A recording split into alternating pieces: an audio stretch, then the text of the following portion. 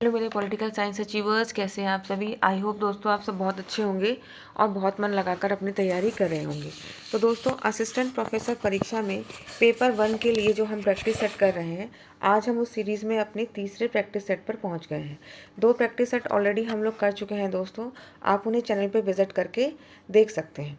तो चलिए दोस्तों, शुरू करते हैं हम आज का प्रैक्टिस सेट और देखते हैं आज के प्रैक्टिस सेट में हमें कैसे कैसे क्वेश्चन मिलने वाले हैं। और साथ ही दोस्तों, मैं आपसे कहूँगी कि आप अपने परीक्षा की तैयारी को जांचने के लिए प्रैक्टिस सेट लगाइए और मुझे भी बताइए कमेंट बॉक्स में कि आपने 30 में से कितने क्वेश्चन सही किए हैं। तो चलिए दोस्तों, बिना देर किए हम लोग शुरू करते हैं अपना प्रैक्टिस सेट। और आज का पहला क्वेश्चन हम लोग यहाँ पे देखते हैं क्या है। सर्वेक्षण अनुसंधान में प्रश्न की सामग्री से स्वतंत्र पूर्वानुमानित तरीकों से उत्तर देने की प्रतिवादी की प्रवृत्ति को संदर्भित किया जाता है। बताना है किससे किया जाता है। प्रयोगकर्ता पूर्वाग्रह, प्रतिक्रिया पूर्वाग्रह, मापन पूर्वाग्रह या मनोसामाजिक पूर्वाग्रह। तो क्या होगा इसका राइट आंसर दोस्तों। इसका राइट आंसर हो जाएगा ऑप्शन नंबर सी, यानी कि प्रतिक्रिया पूर्वाग्रह। अगला क्वेश्चन देखते हैं। जब जलाशय में पोषक तत्वों की कमी हो जाती है तो उसे क्या कहते हैं। अल्पपोषी, मध्यपोषी, सुपोषी या स्वपोषी। ठीक है, आपको बताना है इसे क्या कहते हैं। तो इसे कहते हैं दोस्तों ऑप्शन नंबर ए, अल्पपोषी हमारा सही उत्तर हो जाएगा। तीसरा प्रश्न है। एक अध्यापक सफल हो सकता है यदि वह विद्यार्थियों की नागरिक बनने में मदद करता है, विद्यार्थियों को विषय से दूर कर देता है, विद्यार्थियों को परीक्षा में अनुत्तीर्ण होने के लिए तैयार करता है, या विषय वस्तु को सुव्यवस्थित ढंग से पेश करता है। तो 2 और 3 ऑप्शन तो हमें पढ़ के ही समझ में आ रहे हैं दोस्तों कि ये तो आंसर बिल्कुल होंगे ही नहीं। तो क्या विद्यार्थियों को, तो 2 ऑप्शन बचे हमारे, विद्यार्थियों को नागरिक बनने में मदद करता है या सुव्यवस्थित ढंग से विषय वस्तु को प्रस्तुत करता है। तो इसका राइट आंसर हो जाएगा दोस्तों ऑप्शन नंबर डी, जो कि विषय वस्तु को सुव्यवस्थित ढंग से पेश करता है। ठीक है, आगे बढ़ते हैं, देखते हैं अगला क्वेश्चन। प्रायोगिक अध्ययन यानी पायलट स्टडी को किस अन्य रूप में भी जाना जाता है। वर्णनात्मक अध्ययन, व्यवहार्य अध्ययन, सहसंबंधात्मक अध्ययन या व्याख्यात्मक अध्ययन। तो चौथे के लिए हमारा आंसर हो जाएगा दोस्तों ऑप्शन नंबर बी। तो प्रायोगिक अध्ययन को व्यवहार्य अध्ययन के नाम से भी जानते हैं। अगला क्वेश्चन है। वैज्ञानिक शोध डाटा संचालित है, सत्यापनीय है, अनुकृतनीय है या फिर व्यक्तिनिष्ठ है। आपको अपने ऑप्शन का चयन करना है कि इसमें से क्या होगा। तो जो वैज्ञानिक शोध होता है दोस्तों, ये डाटा संचालित होता है, बिल्कुल होता है। अनुकृतीय होता है, ये भी होता है। सत्यापनीय होता है, बिल्कुल होता है। क्या व्यक्तिनिष्ठ होता है? नहीं, व्यक्तिनिष्ठ नहीं होता। तो इस प्रकार हमारा क्या हो जाएगा आंसर दोस्तों, ऑप्शन नंबर ए यहाँ पे हमारा आंसर सही हो जाएगा। अगला देखते हैं। सैम्पलिंग केसेस का क्या आशय है। सैम्पलिंग में सैम्पलिंग ढांचे का प्रयोग किया जाता है। शोध के लिए उपयुक्त लोगों की पहचान करना, शब्दशः शोधार्थी का ब्रीफ केस, या फिर लोक समाचार पत्र, टेलीविज़न कार्यक्रम इत्यादि में सैम्पलिंग करना। तो क्या हो जाएगा इसका सही आंसर दोस्तों। इसका सही आंसर हो जाएगा ऑप्शन नंबर डी, यानी कि लोक समाचार पत्र, टेलीविज़न कार्यक्रम इत्यादि की सैम्पलिंग करना। ठीक है, अगला क्वेश्चन देखते हैं। जल शोधन प्रक्रिया में निम्नलिखित में से कौन सा एक रासायनिक शोधन है। निस्यंदन, स्कंदन, अवसादन या फिर पृथक्करण या स्क्रीनिंग। क्या हो जाएगा इसका सही उत्तर। इसका सही उत्तर हो जाएगा दोस्तों स्कंदन। ठीक है, स्कंदन क्या है, एक रासायनिक शोधन की प्रक्रिया है। आगे बढ़ते हैं दोस्तों और देखते हैं 8वां क्वेश्चन। तापमान में वृद्धि के साथ जल निकाय में विघटित ऑक्सीजन का अंश घटता है, बढ़ता है, स्थिर रहता है, या तापमान के परास के अनुसार घटता या बढ़ता है। तो सही आंसर इसका क्या हो जाएगा, घटता है। अगर तापमान में वृद्धि होती है तो जल निकाय में विघटित ऑक्सीजन का अंश क्या होता है, घटता है। अगला प्रश्न देखते हैं। इंटरनेट में प्रत्येक कंप्यूटर की पहचान करने के लिए निम्नलिखित में से किसका प्रयोग किया जाता है। आईपी एड्रेस का, लोकेशन का नाम, कंप्यूटर का नाम या इंटरनेट का एड्रेस। तो क्या हो जाएगा इसका राइट आंसर। इसका राइट आंसर हो जाएगा आईपी एड्रेस। ठीक है, आईपी एड्रेस का जो है यहाँ पे प्रयोग किया जाता है। गणना यंत्र अबेकस का आविष्कार किसने किया था। चीन ने, संयुक्त राज्य अमेरिका ने, भारत ने या जापान ने। इंपॉर्टेंट क्वेश्चन है दोस्तों, किसने किया था। तो ये किया था चीन ने। ठीक है, चाइना ने किया था। चलिए आगे बढ़ते हैं, अगला क्वेश्चन देखते हैं। 8 किलोबाइट 8 किलोबाइट कितने बाइट्स को दर्शाता है। ठीक है, 8 किलोबाइट कितने बाइट को दर्शाता है। तो अभी तक दोस्तों एक को पूछ लेता था या केबी को पूछ लेता था, अब यहाँ पे आपसे पूछ रहा है कि जो ये 8 किलोबाइट है, ठीक है, 8 किलोबाइट किसे दर्शाएगा। ठीक है, तो बताइए दोस्तों क्या होगा इसका सही उत्तर। आप अपने आप इसे कैलकुलेट कर सकते हैं। देखिए केबी देख लेते हैं हम क्या क्या होता है। केबी के बाद क्या होता है, एमबी आता है, एमबी के बाद क्या आता है, जीबी आता है। ठीक है, तो ये पूछ रहा है 8 किलोबाइट कितने बाइट्स को दर्शाता है, यानी कि हमें यहाँ बाइट्स देखना है। ठीक है, 1024 बाइट बराबर क्या होता है, 1 किलोबाइट होता है। ठीक है, तो हमने तो ये किया ही हुआ है, तो 1024 गुणे 8 कर देंगे हम यहाँ पे। ठीक है, तो क्या हो जाएगा इसका राइट आंसर। तो देखिए क्या हो जाएगा इसका राइट आंसर, इसका आंसर हो जाएगा 8192। ठीक है, यानी कि यहाँ पे आंसर हो जाएगा हमारा बी। ठीक है, बी आंसर यहाँ पे हमारा सही हो जाएगा।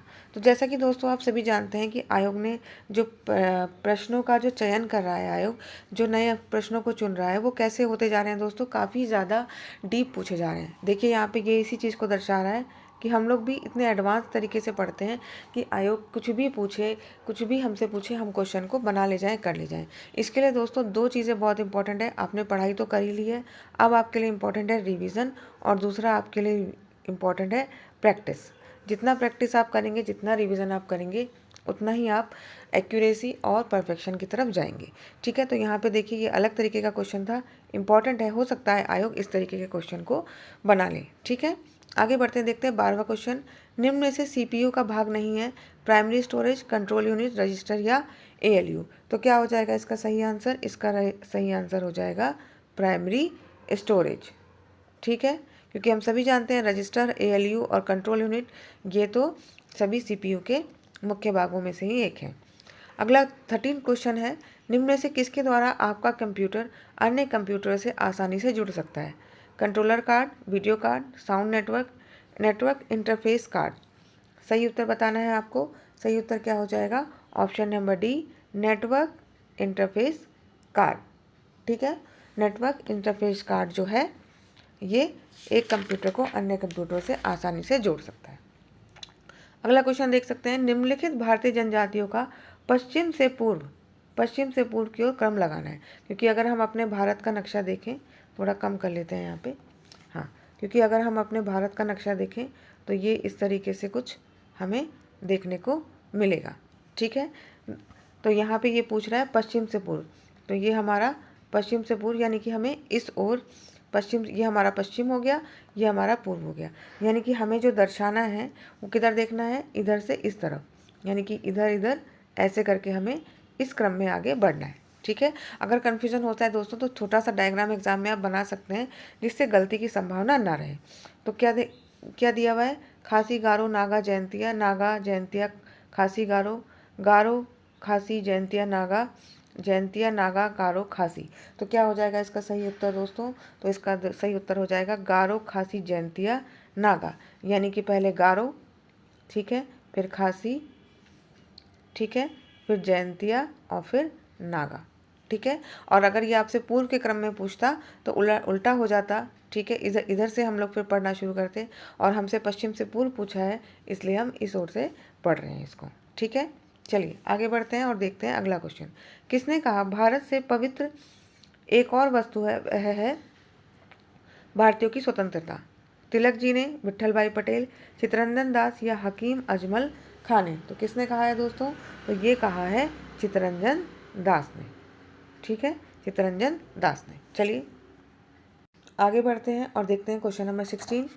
संविधान, भारत के संविधान के अनुच्छेद 12 के अंतर्गत राज्य शामिल है। इसमें क्या क्या शामिल है, भारत सरकार शामिल है, भारत की संसद शामिल है, भारतीय राज्य क्षेत्र के भीतर स्थानीय व सभी प्राधिकारी इसमें शामिल हैं, तो ये भी शामिल है। तो इस तरीके से हमारा राइट आंसर क्या हो जाएगा, राइट आंसर हो जाएगा ऑप्शन नंबर डी। ठीक है, चलिए अब आगे बढ़ते हैं, देखते हैं क्वेश्चन नंबर 17। भारतीय कृषि क्षेत्र में मुख्यतः किस प्रकार की बेरोजगारी पाई जाती है। खुली बेरोजगारी पाई जाती है, संरचनात्मक, प्रच्छन्न बेरोजगारी या फिर चक्रीय बेरोजगारी पाई जाती है। तो राइट आंसर क्या हो जाएगा दोस्तों? ऑप्शन नंबर सी, प्रच्छन्न बेरोजगारी पाई जाती है। प्रच्छन्न बेरोजगारी क्या होती है दोस्तों? इसका मतलब ये कि किसी कार्य को करने के लिए मान लीजिए 2 लोग पर्याप्त हैं, ठीक है, 2 लोग उस कार्य को कर सकते हैं, लेकिन रोजगार न मिलने की वजह से 2 की जगह 6 लोग क्या हैं उस कार्य में लगे हुए हैं, ठीक है। तो ऐसे में क्या होगा, जो बाकी के बचे 4 लोग हैं इनको बेरोजगार ही माना जाएगा, ठीक है। एक तरीके से काम तो कर रहे हैं लेकिन बेरोजगार ही हैं। इसी को प्रच्छन्न बेरोजगारी या छिपी हुई बेरोजगारी कहते हैं, जो भारतीय कृषि की एक बहुत बड़ी समस्या है, ठीक है। अगला देखते हैं। अगला क्वेश्चन 18, स्वतंत्रता के बाद भारतवर्ष में अब तक कितनी बार वित्तीय आपात की घोषणा की गई है? 1 बार, 4 बार, 2 बार या कभी नहीं? तो अभी तक एक भी बार हमारे यहाँ वित्तीय आपात की घोषणा नहीं की गई है। भगवान का ये बहुत बड़ा थैंक यू है कि नहीं लगाया, और ईश्वर करे कभी भी ना लगे।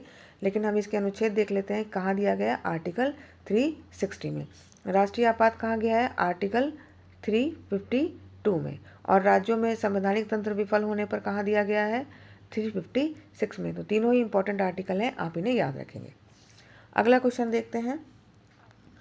उत्तर प्रदेश में मयूर संरक्षण केंद्र निम्नलिखित में से किस स्थान पर, किस जनपद में है? महोबा, मैनपुरी, मथुरा या महाराजगंज, ठीक है। तो सही आंसर क्या है इसका? मथुरा में। कहाँ पर है? मथुरा में, ठीक है। मयूर संरक्षण केंद्र कहाँ पे है? मथुरा में। आप इसको एक ट्रिक के थ्रू भी याद रख सकते हैं कि मथुरा में कौन रहते थे? श्री कृष्ण रहते थे, ठीक है। और जब वो बांसुरी बजाते थे तो सब झूमने लगते थे, और जो मोर भी थे वो क्या करने लगते थे? नृत्य करने लगते थे। इसीलिए मयूर संरक्षण केंद्र यहीं पर बना दिया गया, ठीक है। आपको मेरी फिर ट्रिक थोड़ी फनी लग सकती है, लेकिन दोस्तों क्या करें, याद करना है तो याद करना ही है, चाहे फनी ट्रिक बनाए चाहे कैसे भी। तो चलिए अगला क्वेश्चन देखते हैं, क्वेश्चन नंबर 20। निम्नलिखित में से किस आंदोलन विद्रोह में नेता अल्तूरी सीताराम राजू थे? चेचू आंदोलन, रंपा विद्रोह, कुकी आंदोलन या अहोम विद्रोह? तो इसका सही उत्तर क्या हो जाएगा दोस्तों? रंपा विद्रोह। ऑप्शन नंबर सी हमारा सही आंसर हो जाएगा। क्वेश्चन नंबर 21, माल्थस के अनुसार निम्नलिखित में से कौन सा उपाय जनसंख्या नियंत्रण में सर्वाधिक प्रभावी है? युद्ध, आपदा, जन्म नियंत्रण या सामाजिक बुराइयां? तो क्या उत्तर हो जाएगा दोस्तों इसका? ऑप्शन नंबर सी, जन्म नियंत्रण। क्या उत्तर हो जाएगा? जन्म नियंत्रण, ठीक है। अगला क्वेश्चन देखते हैं, क्वेश्चन नंबर 22, भारतीय संविधान का कौन सा भाग केंद्र और राज्यों के मध्य वित्तीय संबंधों का विवरण प्रस्तुत करता है? भाग 10, भाग 12, भाग 11 और भाग 13?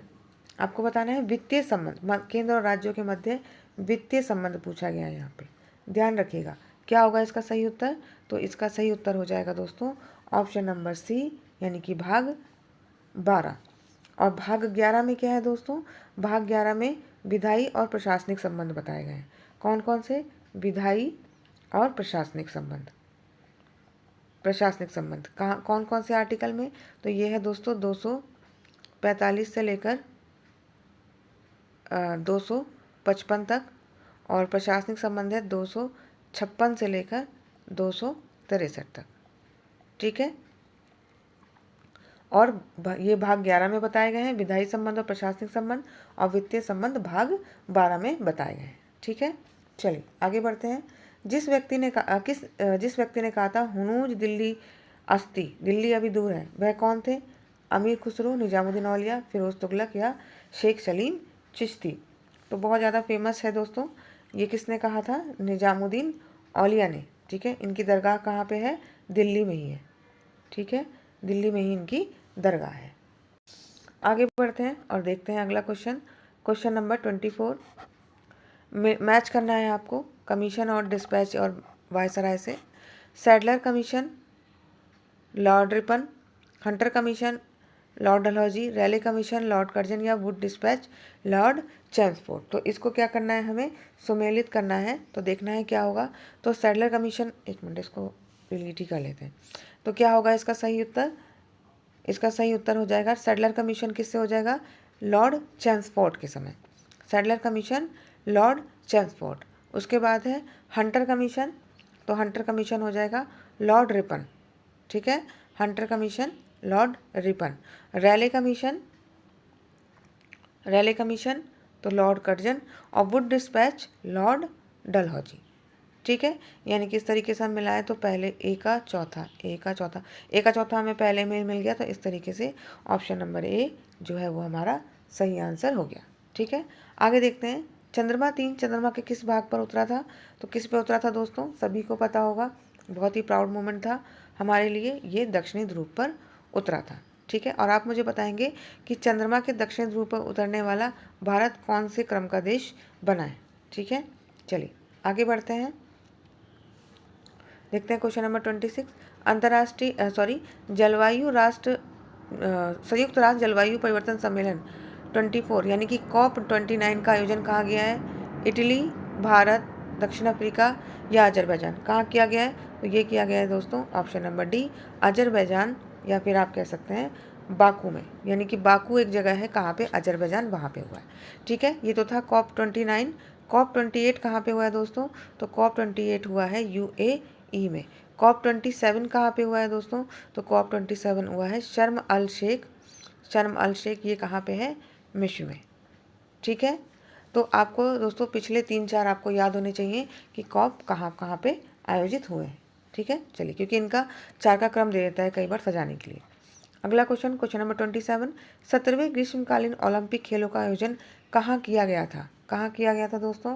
तो आपको पता ही होगा, 17वें ग्रीष्मकालीन पैरालंपिक खेलों का आयोजन कहाँ पे किया गया है दोस्तों? तो ये किया गया है पेरिस में, नई दिल्ली में, लॉस एंजल्स में या फिर नगोया में। तो आपको अपना सही उत्तर बताना है। ये हुआ है पेरिस में, सभी को याद होगा कहाँ पे हुआ है दोस्तों? ये पेरिस में आयोजित हुआ है, जिसमें भारत ने कुल कितने मेडल जीते हैं दोस्तों? तो पैरालंपिक्स में नहीं, ओलंपिक में इंडिया ने 6 मेडल जीते थे। पैरालंपिक में तो मुझे याद आ रहा है शायद हमने 29 मेडल जीते हैं। एक बार चेक कर लीजिएगा, जहाँ तक मुझे याद आ रहा है पैरालंपिक्स में हमने 29 के आसपास मेडल्स जो थे वो जीते थे इस बार। ठीक है, भारत का प्रदर्शन बहुत अच्छा रहा था इस बार के ओलंपिक खेलों में। ठीक है, चलिए आगे बढ़ते हैं। अगला क्वेश्चन है 28। भारत का 56वां बाघ अभयारण्य कौन सा बना है? इंद्रावती, अचान कमाल, उदंती सीता नदी या फिर गुरु घासीदास तिमोर पिंगला बाघ अभयारण्य? तो ये कहाँ बना है दोस्तों? क्या हो जाएगा इसका राइट आंसर? इसका राइट आंसर हो जाएगा डी। ठीक है, ये कहाँ बना है? गुरु घासीदास तिमोर पिंगला बाघ अभयारण्य, और ये कहाँ पे है दोस्तों? तो ये छत्तीसगढ़ में है। ठीक है, वर्तमान में कितने हो चुके हैं? ये अभी बना है दोस्तों। इसके साथ साथ वर्तमान में अभी 58 हो चुके हैं। अभी टाइगर रिजर्व कितने हो चुके हैं? 58 हो चुके हैं। इसके बाद कौन सा बन गया? इसके बाद बन गया रातापानी बना 57वां। ठीक है, 57वां बना रातापानी, जो कि कहाँ पे है? MP में। ठीक है, उसके बाद 58वां भी बना है। 58वां कहाँ बना है? Madhav national park. ठीक है, माधव नेशनल पार्क ये कहाँ है दोस्तों? ये भी कहाँ पे है? MP में है। ठीक है, तो ये कह सकते हैं कि अभी हमारे पास कितने राष्ट्रीय उद्यान हो चुके हैं दोस्तों? तो 58 जो हैं टोटल राष्ट्रीय उद्यान अभी हो चुके हैं। ठीक है, चलिए आगे बढ़ते हैं, देखते हैं अगला। स्वच्छता वायु सर्वेक्षण 2024 में कौन सा कथन सही नहीं है? बताना है आपको कौन सा कथन सही नहीं है। आगरा लखनऊ श्रेणी 1 के अंतर्गत है, गोरखपुर बरेली श्रेणी 2 के अंतर्गत है, रायबरेली श्रेणी 3 के अंतर्गत है, या फिर भारत में सूरत को प्रथम रैंक मिली है जबकि आगरा को दूसरी रैंक मिली है। इसमें से हमें अपना गलत उत्तर चुनना है कि गलत उत्तर इसमें से क्या होगा। ठीक है, आपको ये बताना है। तो गलत उत्तर क्या हो जाएगा दोस्तों? ऑप्शन नंबर हमारा डी।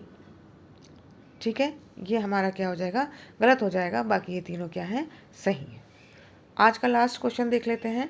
आज का लास्ट क्वेश्चन है, स्वयं प्रभा चैनल की थीम मानविकी और सामाजिक विज्ञान की विषय वस्तु किसके द्वारा उपलब्ध कराई जाती है? जो स्वयं प्रभा जो चैनल है उसकी जो थीम है मानविकी और सामाजिक विज्ञान, इसकी विषय वस्तु कौन देता है? तो कौन देता है दोस्तों? IIT तिरुपति, बॉम्बे, कानपुर या मद्रास? तो सही उत्तर क्या हो जाएगा? IIT कानपुर, यानी कि ऑप्शन नंबर C हमारा राइट आंसर हो जाएगा। तो दोस्तों आज इस तरीके से हमने अपना प्रैक्टिस सेट जो था, थर्ड प्रैक्टिस सेट अपना हमने कंप्लीट कर लिया। ये हमारा तीसरा प्रैक्टिस सेट था। ठीक है, आप मुझे बताइएगा कि आपके कितने आंसर इसमें से सही हुए हैं और कितने क्वेश्चंस आपने अटैम्प्ट किए हैं। ठीक है दोस्तों, तो अगर आपको ये सीरीज़ पसंद आ रही हो दोस्तों तो इसे लाइक कीजिएगा, अपने दोस्तों के साथ भी शेयर कीजिएगा दोस्तों। और अगर आप चैनल पर नए हैं तो चैनल को सब्सक्राइब कीजिएगा। तो चलिए दोस्तों, आप मन लगाकर तैयारी करते रहिए। तब तक मैं मिलूँगी आपसे किसी और वीडियो में नई जानकारी के साथ आपकी तैयारी को और मजबूत करने के लिए। नमस्कार दोस्तों।